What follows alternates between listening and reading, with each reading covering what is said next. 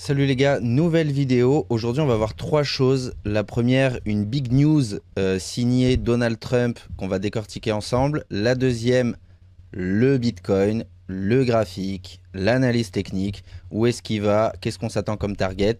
Et la troisième chose, ça va être les altcoins, tous les graphiques qui peuvent nous donner une indication sur la direction des altcoins. Et on va regarder plus précisément une altcoin que j'ai dénichée sur mon application qui déniche des crypto pépites. Si t'es pas encore abonné, le bouton il est juste là et tu manques plein de trucs, donc clique dessus. Et maintenant c'est parti. Des milliards de dollars pourraient être injectés. Donald Trump va ouvrir le marché des retraites aux crypto-monnaies. Donc le 7 août 2025, le président Donald Trump a signé un décret exécutif autorisant l'intégration de nouveaux actifs alternatifs comme le capital investment, l'immobilier et, ce qui nous intéresse, la crypto-monnaie, dans les plans d'épargne retraite 401K. Donc l'objectif affiché, c'est de doper les rendements des portefeuilles en levant les contraintes réglementaires jugées excessives, qui auraient, comme il le dit, privé jusqu'à présent les travailleurs de gains potentiels. Donc cette mesure, elle concrétise une promesse de campagne de Trump, datant de 2024, et c'est un tournant historique salué par les gestionnaires d'actifs, parce que eux, ils y voient l'accès à des milliards de dollars d'épargne. Toutefois, certains avertissent que ces investissements sont plus risqués, moins liquide et plus coûteux que les placements classiques. Ce qu'il faut bien comprendre, c'est les échelles et les montants que ça peut représenter. Les 401K, ça représente 8,7 milliards de dollars d'actifs en 2025. Même une petite allocation aurait un impact majeur. Imaginez si c'est 1% de la somme, ça représente environ 90 milliards. Si on est à 5%, c'est 450 milliards injectés dans les crypto-monnaies. Je vous rappelle que le marché des cryptos, c'est environ 4000 milliards de dollars. D'accord? Donc 90 ou 500 milliards, ça peut avoir un impact. Maintenant, la question que tout le monde va se demander, ouais, c'est quel crypto exactement? Ça va être du Solana, du XRP? Non, ça va être beaucoup plus probablement du Bitcoin first et peut-être de l'Ethereum, d'accord? Ils ont déjà eu du mal à lever les mises en garde sur le Bitcoin, sur l'Ether, donc ne vous attendez pas, je vous vois arriver avec les Cardano, XRP, etc. Maintenant, quand est-ce que ça va être fait? Ça va être une mise en place qui est progressive. Malgré la portée symbolique du décret, tout ne va pas changer du jour au lendemain. Les textes chargent d'abord les régulateurs, le département du travail, la SEC, d'établir des nouvelles directives encadrant les investissements inédits dans les 401K. Et il faudra sans doute plusieurs mois pour adopter la réglementation, publier les directives et clarifier la responsabilité de chacun. Et ensuite, ça, il faut bien le comprendre, chaque employeur qui gère son propre plan 401K décidera d'offrir ou non ces nouvelles options pour ses salariés. Donc on peut donc s'attendre à une adoption graduelle et les premières offres effectives de Bitcoin ou de fonds alternatifs dans les 401K n'émergeront probablement qu'en 2026, une fois que le cadre y sera bien mis en place. En tout cas, Trump jusqu'à présent, on a eu d'abord le Genius Act, maintenant on a ça qui est tombé un petit peu surprise. C'est de très bonnes nouvelles pour le monde des cryptos, pour le futur. Et maintenant on va regarder plus précisément le Bitcoin, qu'est-ce qu'il est en train de faire? On va rester simple, parce qu'à chaque fois, j'essaie de vous faire des vidéos. Vous savez que là, j'ai 4 vidéos que je vous ai tournées qui sont jamais sorties parce qu'à chaque fois, je suis trop dans le détail. Je suis en mode, ouais, on va essayer de prendre un trade ici, on va faire ça, on va machin. Et au final, le temps que je monte la vidéo, c'est déjà mort. Donc là, je vais rester le plus global possible parce que le temps que je monte cette vidéo, sûrement ce que je vais dire, ce sera déjà faux. On est actuellement à 116 683 dollars. On a toujours notre ATH ici à 123 000. Qu'est-ce qu'on est en train de faire? On avait notre résistance, notre zone de résistance ici aux 110 000. Petit bullish flag, on est passé à travers. Qu'est-ce qu'on est en train de faire? Encore une correction en forme de bullish flag pour venir de 1, corriger ce mouvement qui est trop extend et de 2, confirmer cette zone comme support à présent, d'accord? Résistance, résistance, résistance, on passe au travers, elle change de polarité, maintenant on veut la confirmer en support et repartir, d'accord? C'est la vocation du bullish flag, c'est de pouvoir repartir et faire des nouveaux sommets.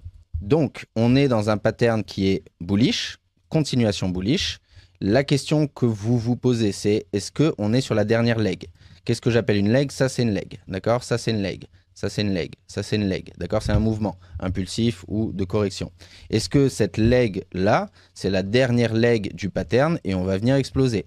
Ou alors, il va y avoir encore un retour ici et après, peut-être qu'on va revenir ici, ici, peu importe, on ne sait pas où ça va exploser. Comme je vous le dis à chaque fois dans chaque vidéo, On ne sait pas si c'est la dernière leg, d'accord? C'est pour ça que moi, ma stratégie de trading, c'est de prendre le maximum d'opportunités, c'est-à-dire de me tracer comme d'habitude des traits et j'achète tout ce qui est en dessous et tout ce qui est proche de ici, d'accord? Pour pouvoir tenter la leg, ici je prends des profits et si jamais je suis pas bon, et bien ici je me fais BE et je retente ma chance, d'accord? En tout cas, c'est ce qu'on cherche. Je rentre pas plus dans le détail, ok? Parce que vous voyez, ça date de la vidéo que j'ai fait hier. Je rentre dans le détail, le machin, hop, on va tenter un trade ici. Et à chaque fois, j'ai pas le temps de la poster.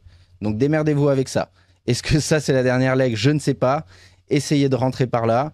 Et si jamais, hop, vous connaissez la procédure, on tire un trait ici, tac, on met une alerte. Et dès que ça passe en dessous, on essaye d'acheter encore. Ok? Ça, c'est pour Bitcoin. On est bullish. Voilà, si c'est ce que vous voulez savoir, de ce que je vois sur le graphique, on est bullish. Maintenant, les altcoins. Et on va regarder le graphique qui s'appelle Total 2, qui est l'intégralité du marché crypto, moins Bitcoin. Et comme ça, on a un aperçu sur les altcoins. On se met en daily. Ça, c'est un graphique qu'on avait déjà regardé. Cup and handle, hop, on tape sur la résistance, encore un bullish flag. Et là, on passe au travers et on s'arrête tout sur l'ancienne zone qui est actuellement résistance. D'accord? Ça, c'est en daily. Maintenant, si on zoome à l'intérieur en une heure, qu'est-ce qu'on peut voir? On a plusieurs zones, d'accord? Ici, résistance qui a été reconfirmée comme support. Ici, anciennement, support qui s'est transformé en résistance et on vient de le péter. Là, on vient d'avoir une leg haussière. Donc, qu'est-ce qu'on fait quand on pète quelque chose qui était identifié comme étant une résistance? Généralement, on vient le reconfirmer comme support, d'accord? Est-ce qu'on va le reconfirmer dans le jour à venir, dans les semaines à venir, dans les mois à venir? On ne sait pas, mais c'est beaucoup plus sain de venir faire des retracements réguliers. Parce que d'abord, on va venir rechercher celle-là avant de faire une grosse correction. C'est largement possible. Il faut bien comprendre que le cycle, c'est Bitcoin qui part en premier et ensuite vous avez... Enfin, en même temps, vous avez les altcoins qui stagnent ou qui corrigent et ensuite, vous avez les altcoins qui partent toutes seules pendant que Bitcoin corrige ou stagne. Donc, dans l'échelle de temps, si Bitcoin vient, comme on l'a dit, ça, c'est pas la dernière leg et il vient retracer ici, vous allez avoir les altcoins qui retracent. Si Bitcoin commence à exploser et à confirmer son pattern, on peut avoir les altcoins qui retracent, qui revient chercher les zones d'intérêt et ensuite, on aura une explosion des altcoins. Moi, ce qui me dérange pour l'instant, c'est qu'on n'a pas vraiment de pattern, d'accord? J'aime bien avoir un pattern de retournement, de continuation. Là, on n'a quasiment rien, d'accord? Pour pas dire rien du tout. D'accord, on peut essayer, voilà, est-ce qu'il y a une trend line à ce niveau-là? Est-ce qu'en fait, il y avait un espèce de falling wedge un peu pourri à ce niveau-là? Ce qui est normal aussi, hein, c'est la Total 2, c'est pas un vrai graphique, c'est pas une crypto, c'est pas un actif, c'est le reflet d'une market cap. Donc, il y a quelques gens qui l'utilisent, donc les niveaux Fibonacci et les patterns peuvent fonctionner, mais s'ils sont pas très beaux, ça peut être normal aussi. Donc là, est-ce qu'on avait un espèce de falling wedge à ce niveau-là? On break, on vient se reposer dessus, et maintenant, on a notre extension. Ça veut dire que notre prochaine target, elle est sur ce haut à ce niveau-là. Et là, ce que j'aimerais bien voir, c'est, on va chercher cette target, d'accord? Donc, vous avez encore une petite partie de gain. Et là, je veux voir un vrai pattern, d'accord? Là, je veux voir un vrai pattern qui me casse un truc comme ça. Ce serait génial. C'est-à-dire qu'on fait un pattern de continuation. On vient se reposer sur cette zone pour la confirmer comme support et on part. Et à plus grosse échelle, on pourrait l'avoir jusqu'ici, d'accord? Un peu plus gros. On vient confirmer celle-là qui n'est pas encore confirmée comme support et après on part. Mais ça, on regardera petit à petit, d'accord? Et on regardera altcoin par altcoin. Là, c'est pas le principe de la vidéo. C'était surtout pour traiter la news et vous montrer le Bitcoin. Les altcoins, c'est un peu plus compliqué à charter. Il faut y être au jour le jour. C'est un peu difficile de se projeter sur la Total 2 comme j'étais en train de vous dire. Maintenant qu'on est en train de parler d'altcoin, c'est le moment aussi de vous montrer, pour ceux qui ne le savent pas encore, l'appli, ou en tout cas le bot sur mon appli que j'ai codé il n'y a pas longtemps, qui est à disposition sur l'App Store, je vous mets le lien ici, et qui va vous permettre de faire plein de choses. Il y a les news, il y a un chat, il y a des quiz, etc. Mais il y a une partie payante qui est le bot que j'ai codé et qui permet de trouver des crypto-pépites, des altcoins à fort potentiel. Comment ça marche? Ça vient scraper Twitter, parce que Twitter, c'est la database, c'est là que tout se passe, c'est là qu'il y a la hype. Ça vient regarder Twitter en temps réel et ça remonte des cryptos qui, de base, n'avaient pas de hype, d'accord? Ça ne va pas vous remonter Bitcoin, Ethereum, Solana, parce qu'il y a un volume constant.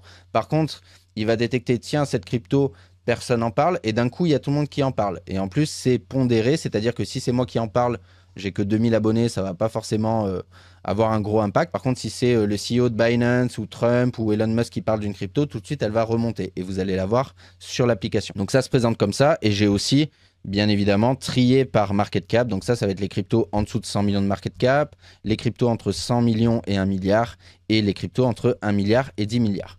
Moi, c'est plutôt celle-là qui m'intéresse parce que c'est les cryptos où je vais pouvoir charter, d'accord?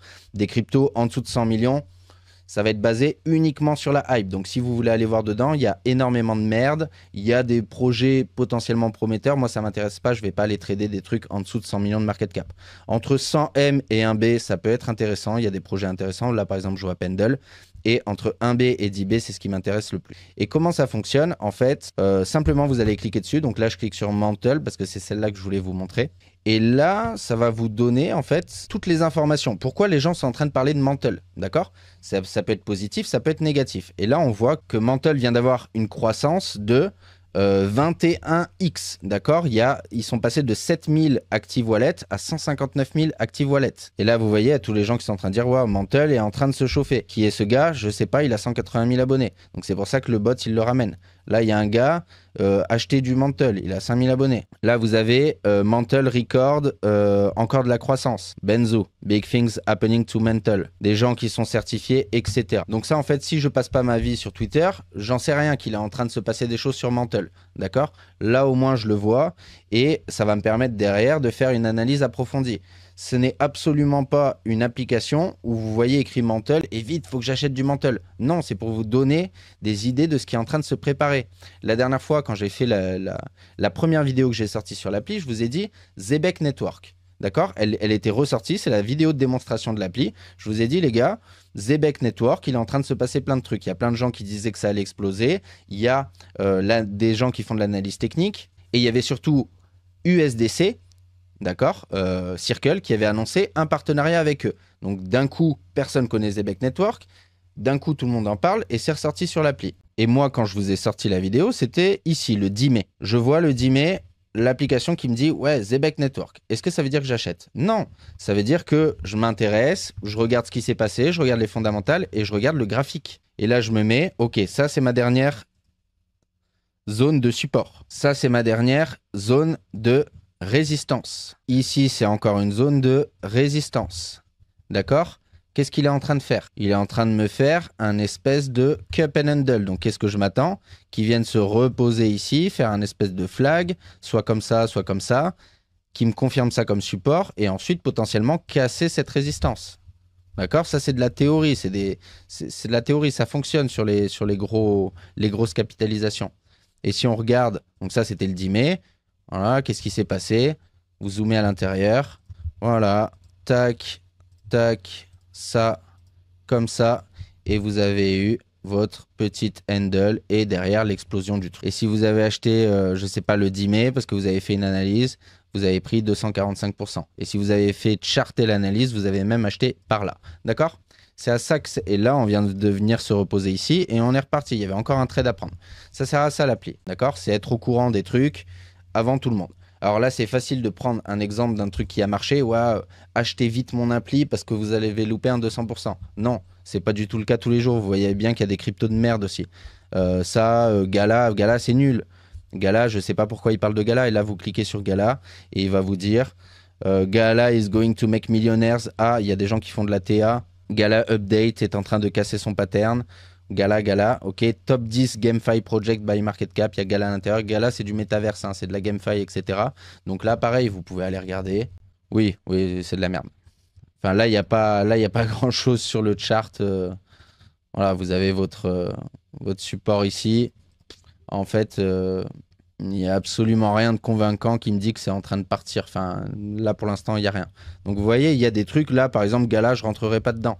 Et moi, celle que je voulais vous montrer, parce que ça fait plusieurs fois qu'elle apparaît là sur l'appli, c'est Mantle. Et Mantle, c'est vrai qu'ils avaient un chart assez intéressant. Qu'est-ce que je fais? Bon, là, évidemment, ça arrive un peu tard. La vidéo, elle devait sortir il y a 3 jours. Mais bon, on va regarder quand même, c'est intéressant. Ici, vous avez votre dernier support. Ici, vous aviez votre dernière résistance, qui n'a toujours pas été retestée comme support. Ici, vous avez de la résistance. On est en plein dedans. D'accord? Résistance à ce niveau-là, là, on passe à travers support. Hop, on passe à travers. Et là, on est en train de la retester. D'accord? Là, comme ça. Tac, là, votre dernière résistance. Donc là, ça peut être intéressant. Je sais qu'il y a de la hype. Là, d'accord, on n'est pas sur Gala. Là, on est en train de repartir. OK? Donc là, je sais qu'il y a de la hype. Si on regarde les patterns, vous aviez peut-être quelque chose comme ça, avec derrière un grand cup and handle. Voilà, il est grand. La cup et la handle sont très grands. Hein. J'essaie de trouver des trucs. Mais là, par exemple, ici, vous aviez un joli pattern aussi. OK? Là, vous aviez un joli pattern pour venir péter celui-là. OK? Là, ça a bien été corrigé. Ça, j'aime bien. Là, on part. Voilà. Là, j'ai une idée, d'accord? L'appli, elle m'a donné Mantle. En même temps, d'un point de vue fondamental, il se passe des choses. D'un point de vue hype, il se passe des choses. Si là, je devais prendre un trade, bah, j'attendrai ça, d'accord? Tout simplement. J'attendrai un retour ici. Confirmer ça, deux choses. Déjà, me corriger le Fibonacci ici, c'est-à-dire revenir minimum au 0,5, au maximum entre les 618 et les 786, et vous voyez que ça tombe pile poil sur cette zone. Sur cette zone, reconfirmer cette zone, et après on part. Ok. Donc là, un achat de Mantle entre 0,7 et 0,8, ça me paraît pas déconnant. Donc je sais qu'il y a des gens qui sont déçus et qui se disent « Ah ouais, mais moi, je veux juste une appli qui me dit quoi acheter, à quel prix l'acheter, quel prix le stop loss, quel prix le TP. » Les gars, enfin...